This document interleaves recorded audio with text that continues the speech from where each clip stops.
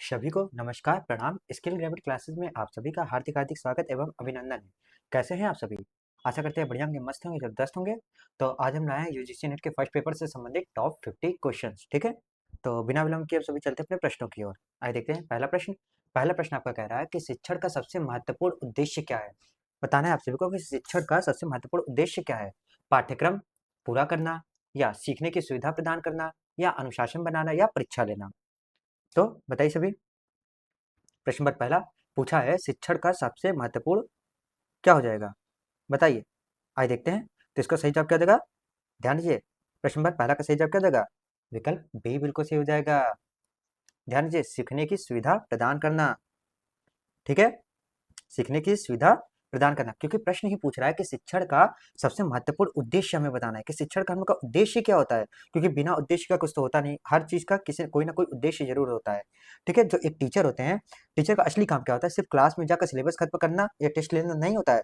उसका मुख्य काम होता है बच्चों के लिए क्या, पढ़ाई का आसान बनाना और उनको सीखने में मदद करना। ठीक है, इसलिए विकल्प बी बिल्कुल सही हो जाएगा धनंजय। चलिए अगले प्रश्न पे बढ़ते हैं। प्रश्न नंबर दूसरा फिर पूछा है, निम्नलिखित में से कौन सा शिक्षण का उच्चतम स्तर है? शिक्षण का उच्चतम स्तर बताना है। स्मृति स्तर, अबोध स्तर, चिंतनशील स्तर, या स्वायत्त विकास स्तर? तो इसका सही जवाब क्या देगा? विकल्प सी बिल्कुल सही हो जाएगा। चिंतनशील स्तर सबसे उच्चतम स्तर पूछा है।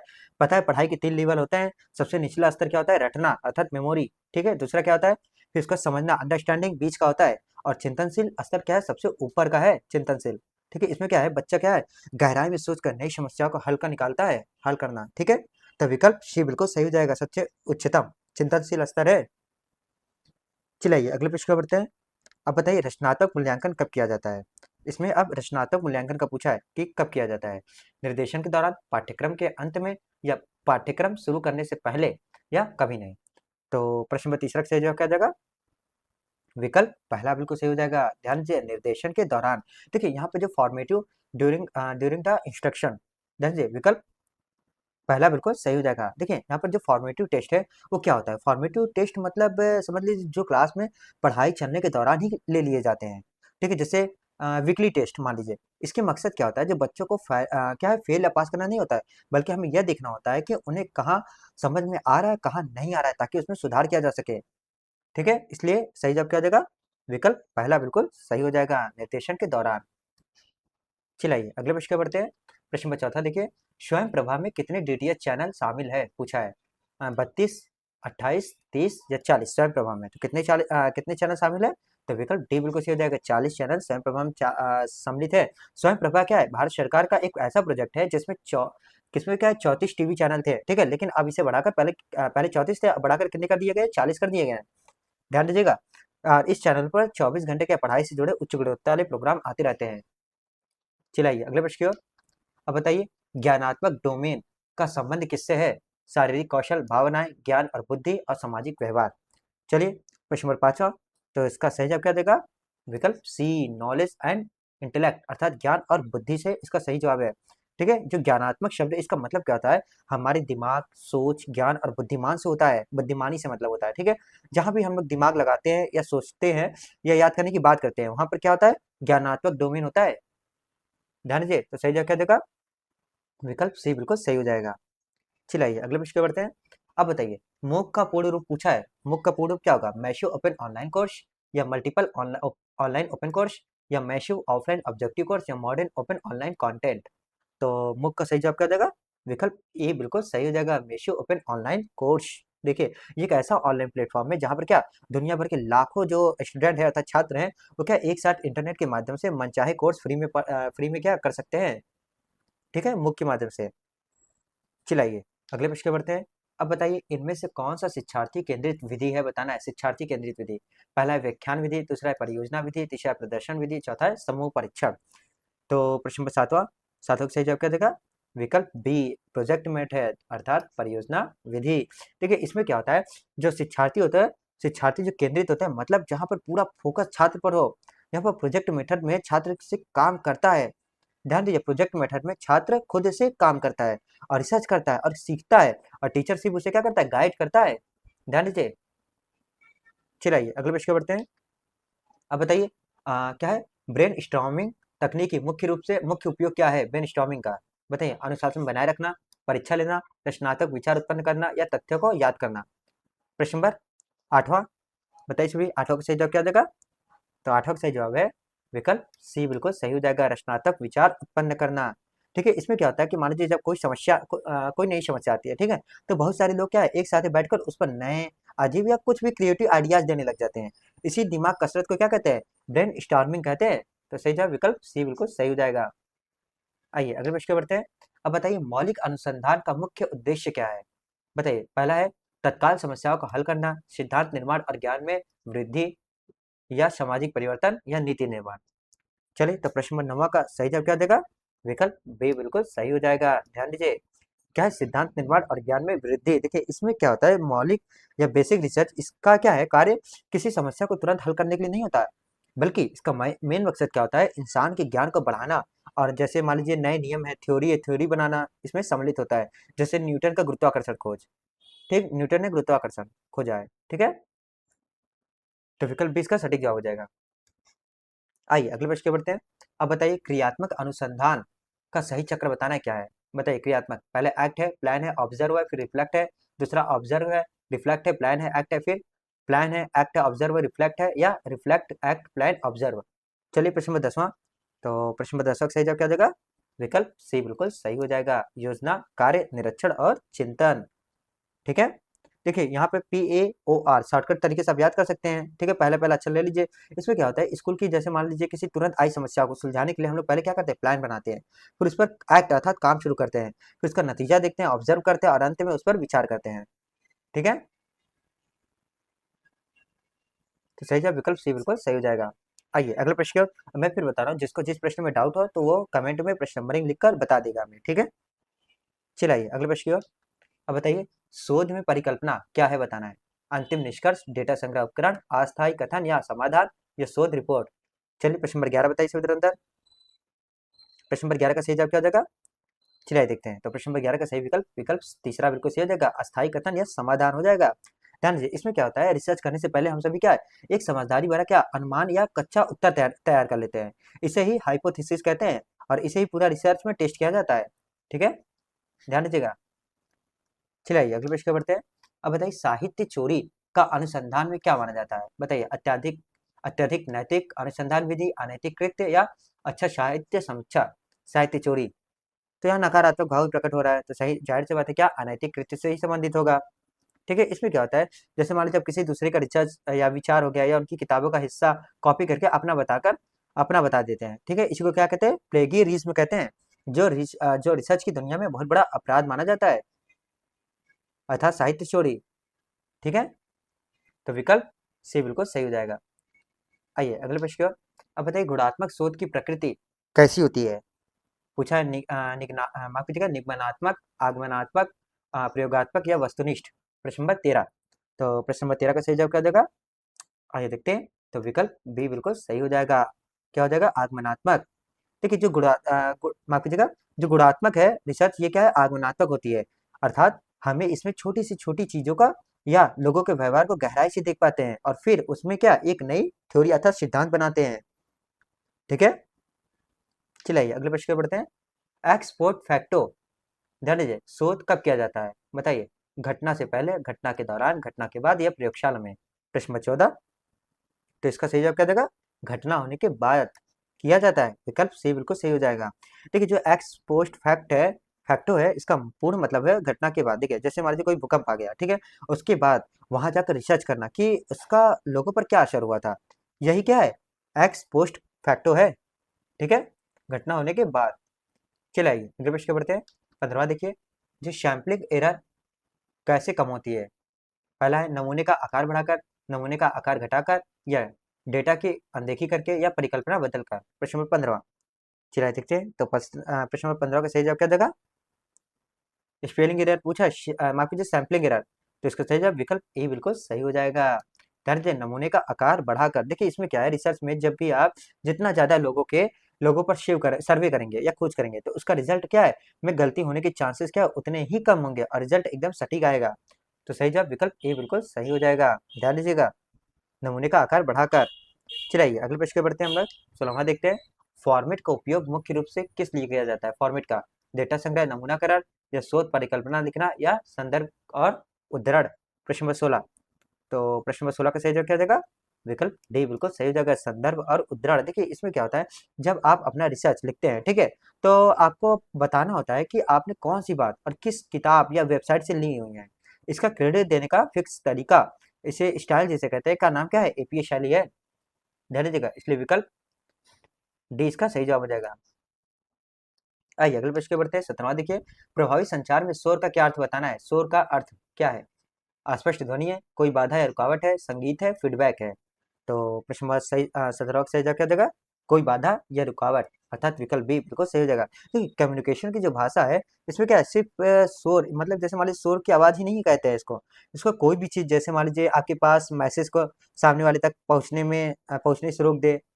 ध्यान दीजिए, जैसे खराब इंटरनेट, भाषा ना समझना, ये सब क्या है? शोर ही है। ठीक है, चलिए अगले प्रश्न पर बढ़ते हैं।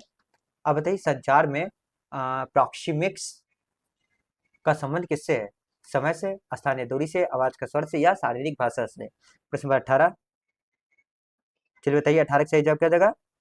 देखते हैं, तो विकल्प बी बिल्कुल सही जगह, स्थान या दूरी से संबंधित है। देखिए बातें करते समय हम अपने आप में, देखिए अपने सामने वाले, जैसे मान लीजिए कितना भी दूरी बनाकर खड़े रहे, जैसे मान लीजिए बॉस से जितना दूर खड़े होते हैं, दोस्तों के एकदम पास होते हैं, इसी दूरी के अध्ययन को ही हम लोग क्या कहते हैं? प्रॉक्सिमिक्स कहते हैं। ठीक है, चलिए अगले प्रश्न पर बढ़ते हैं।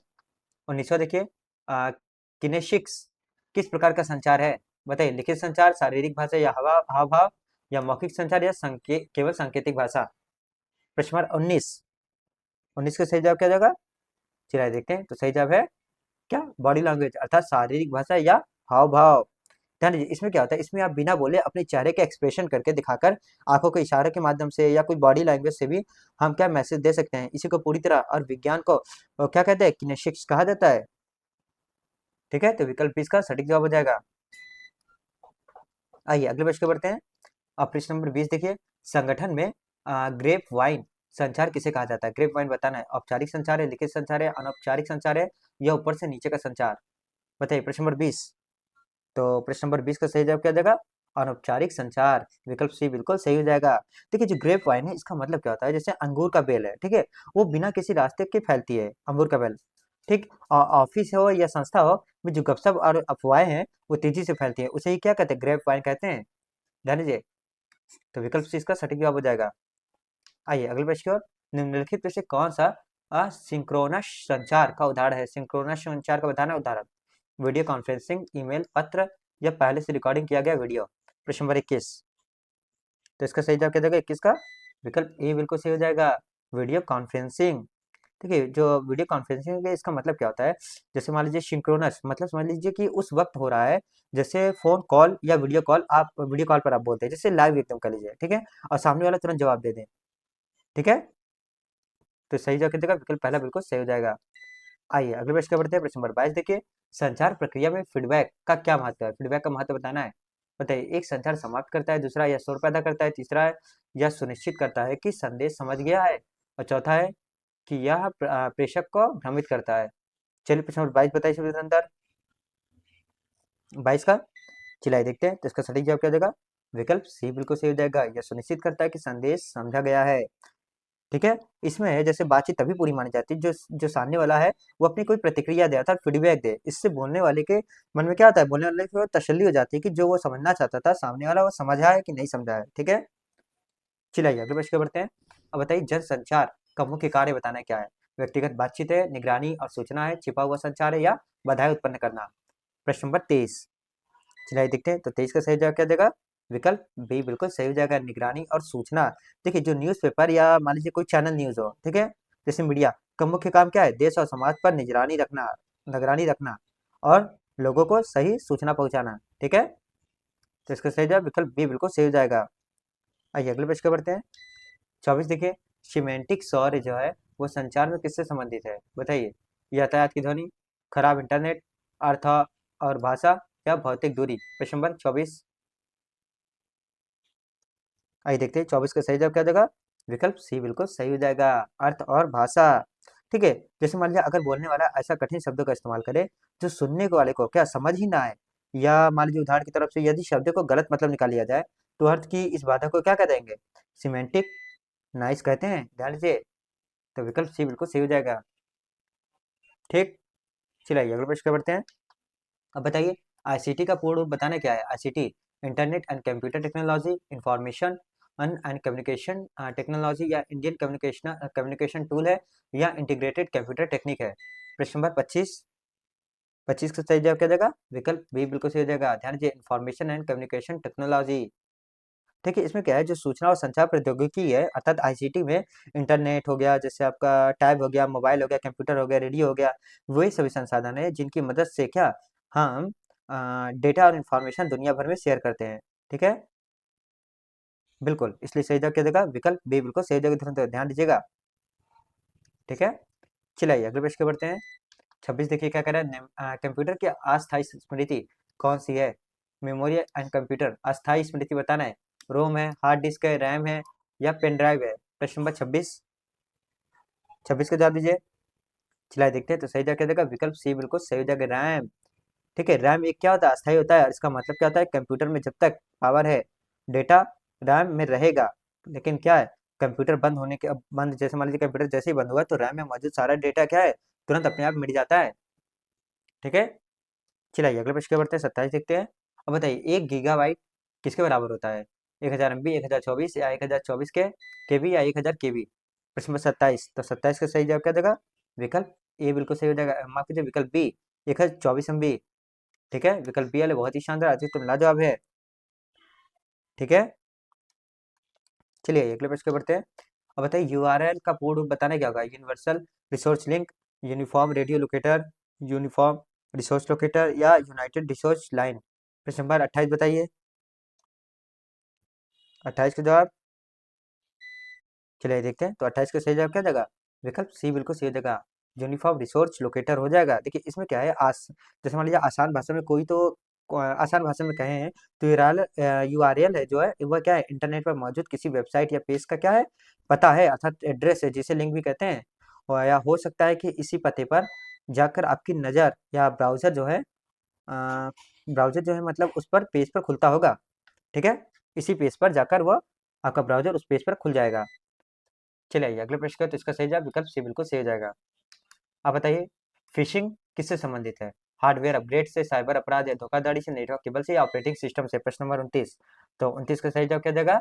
विकल्प बी बिल्कुल सही हो जाएगा, साइबर अपराध और धोखाधड़ी से।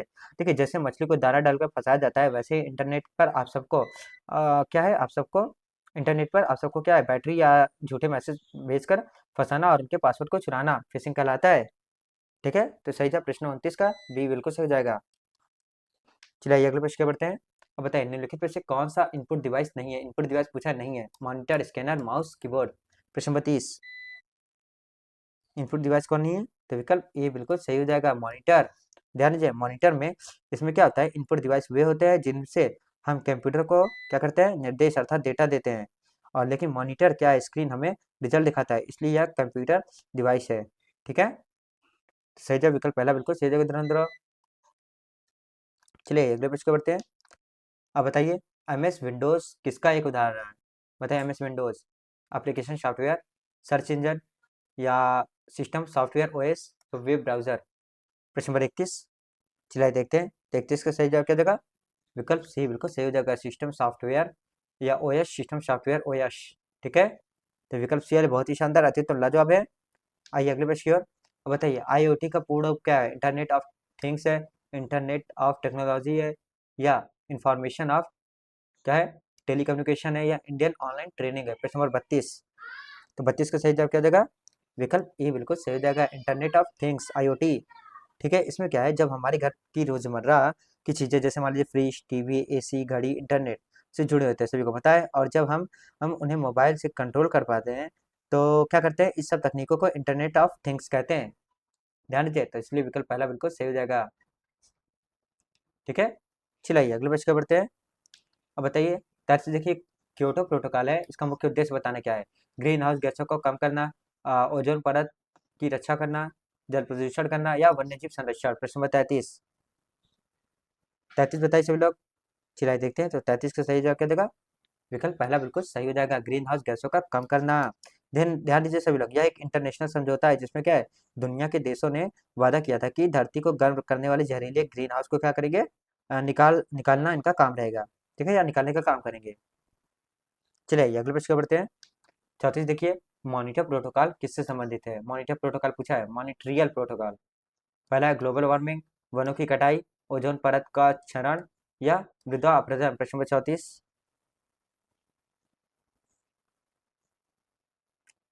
बताइए सभी 34 का। चलिए देखते हैं जवाब आ रहा है सी की तरफ, अर्थात ओजोन परत का क्षरण। बिल्कुल सही, शानदार, अति उत्तम जवाब है। देखिए हमारी ओजोन परत जो है वो क्या है, सूरज की घातक किरणों से बचाती है, लेकिन इसमें क्या हो रहा है, छेद हो रहा है, और उसे बचाने और क्या है, सीएफसी जैसे केमिकल को बंद करने के लिए दुनिया की यह जो मॉन्ट्रियल समझौते किया गया था। ठीक है, चलिए अगले प्रश्न की ओर, सीएफसी। आइए अब प्रश्न नंबर 35 देखिए, ग्लोबल वार्मिंग के लिए सबसे अधिक जिम्मेदार पूछा है, ग्लोबल वार्मिंग के लिए कौन सबसे अधिक जिम्मेदार है? Oxygen O2, carbon dioxide CO2, nitrogen N2 या आर्गन AR। प्रश्न नंबर 35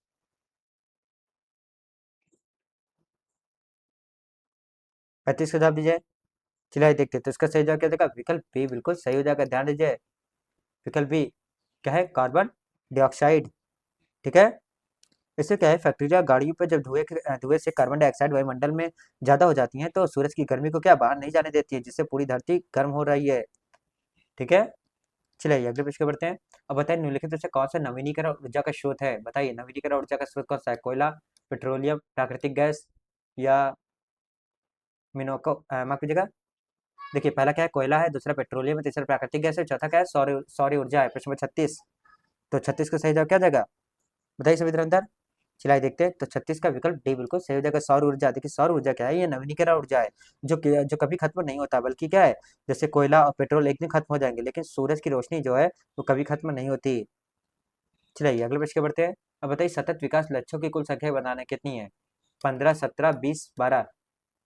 प्रश्न नंबर 17, चलिए थोड़ा चयन कीजिए। प्रश्न नंबर 17 का सही जवाब क्या देगा, आइए देखते हैं, तो विकल्प बी बिल्कुल सही हो जाएगा, 17। प्रश्न नंबर 37 का सही जवाब क्या देगा, प्रश्न नंबर 17 बिल्कुल सही है, विकल्प बी 17। ठीक है, जो दुनिया के बेहतरीन बनाने के लिए, जैसे गरीबी हटाना, अच्छा शिक्षा, पर्यावरण बनाना, ये संयुक्त राष्ट्र यूएन में क्या 17 लक्ष्य तय किए गए थे, जिन्हें 2030 तक पूरा करने कहा गया है।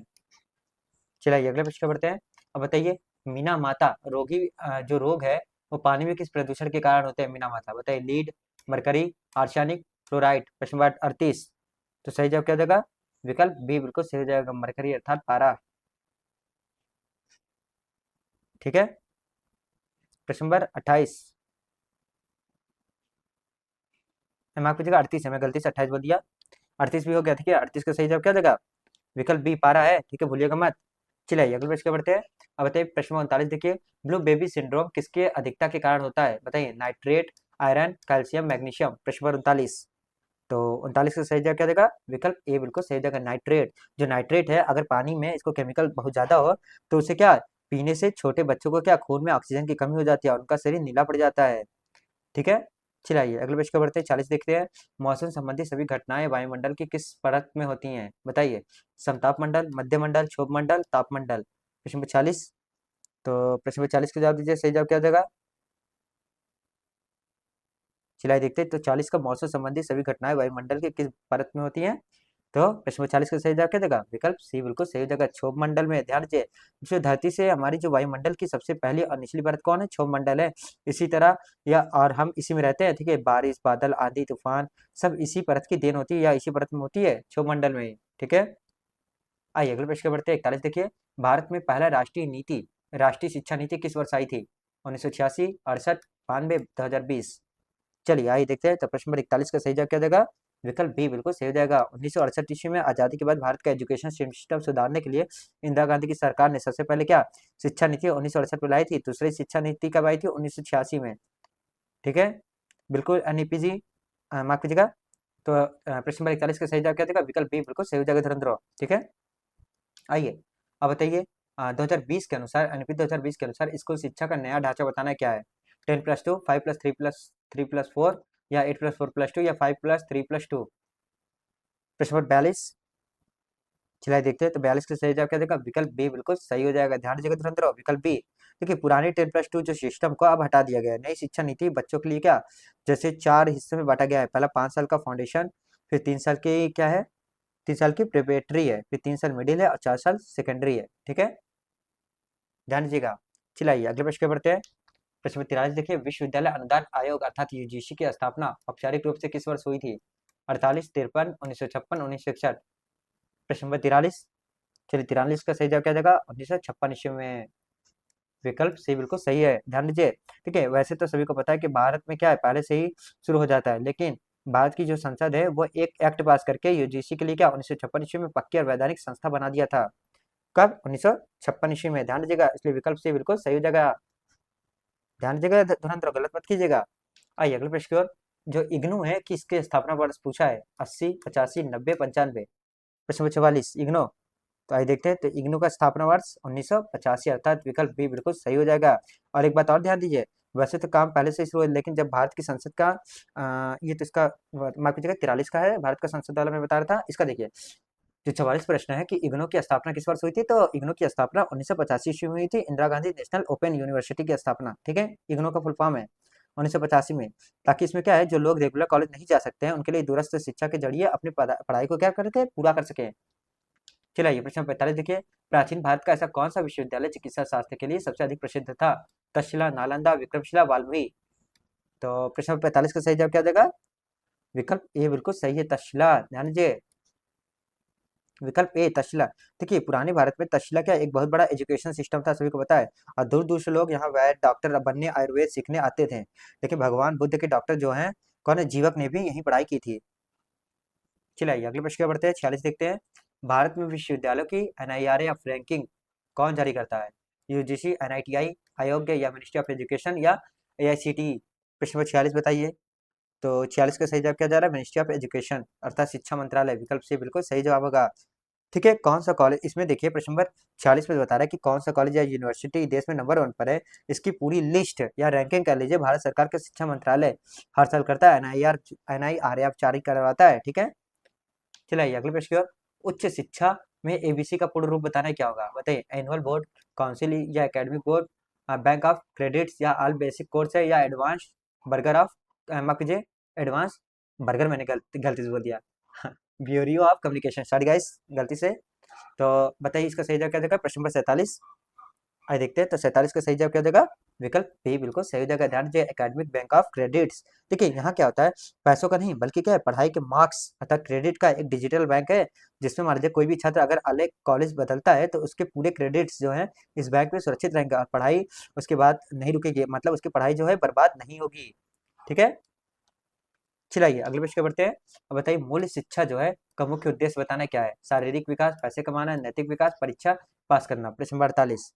तो प्रश्न नंबर 48 का सही जवाब क्या देगा, विकल्प सी बिल्कुल सही हो जाएगा। ध्यान दीजिएगा, नैतिक विकास, जो नैतिक विकास है इसका मूल्य एजुकेशन से मतलब क्या होगा, आपको जैसे मान लीजिए पैसा कमाना है, ठीक है, और यह एग्जाम में पास करना नहीं होता है, पास कराना नहीं, इसका मेन मकसद है आपको एक ईमानदार, अच्छा और नैतिकता वाला इंसान बनाना है। ठीक है, मूल्य शिक्षा का मुख्य उद्देश्य। चलिए आइए अगले प्रश्न पे बढ़ते हैं। 49 देखते हैं, 49 क्या है, राष्ट्रीय मूल्यांकन एवं प्रत्ययन परिषद का मुख्यालय पूछा है कहाँ है? नई दिल्ली है, मुंबई है, बेंगलोर है या हैदराबाद है। प्रश्न नंबर 49। तो 49 का सही जवाब क्या देगा, विकल्प सी बिल्कुल सही हो जाएगा, बेंगलुरु। ठीक है, NAAC वह संस्था है जो कॉलेज में जाकर क्या है, उनकी क्वालिटी चेक करती है और उन्हें रेटिंग देती है, जैसे ग्रेड देती है। इसका मुख्य ऑफिस कहाँ है, कर्नाटक के बेंगलुरु शहर में है। तो विकल्प सी बिल्कुल सही हो जाएगा, धन्यवाद। चलिए आइए इस सेशन का अंतिम प्रश्न की ओर बढ़ते हैं हम सभी। प्रश्न नंबर 50 देखिए, स्वयं के तहत क्या है, स्वयं के तहत माफ कीजिएगा, क्वाड्रेंट क्वाड्रेंट में शामिल क्या है, क्या क्या शामिल है बताइए। ई सामग्री है, वीडियो व्याख्यान है, चर्चा मंच है या स्व मूल्यांकन है। प्रश्न नंबर 50 बताइए, 50 का सही जवाब क्या देगा। चलिए आइए देखते हैं, तो 50 का सही जवाब विकल्प बी बिल्कुल सही हो जाएगा, वीडियो व्याख्यान। देखिए इसमें क्या है, सरकार ने ऑनलाइन कोर्स पढ़ाने के लिए क्या 4 तरीके हैं, जिसका सबसे पहला क्या है, सबसे पहला इसका मुख्य तरीका क्या है, टीचर द्वारा रिकॉर्ड किए गए वीडियो लेक्चर्स देना, जिससे क्या है बच्चा आसानी से सीख सके। ठीक है, इसलिए सही जवाब क्या देगा, विकल्प बी बिल्कुल सही हो जाएगा। ठीक, तो कैसा लगा आज का सेशन, आशा करते हैं सेशन बहुत ही अच्छा लगा होगा। अगर सेशन अच्छा लगे तो प्लीज सेशन को लाइक और शेयर और सब्सक्राइब जरूर कीजिएगा। और मैं फिर बता रहा हूँ, जिसको जिस भी प्रश्न में डाउट हो तो प्लीज प्रश्न को जरूर बताइएगा कमेंट के माध्यम से। ठीक है, तो मिलते हैं नए सेशन में नए प्रश्नों के साथ। अभी के लिए सभी को प्रणाम, नमस्कार, जय हिंद गाइस, बाय बाय।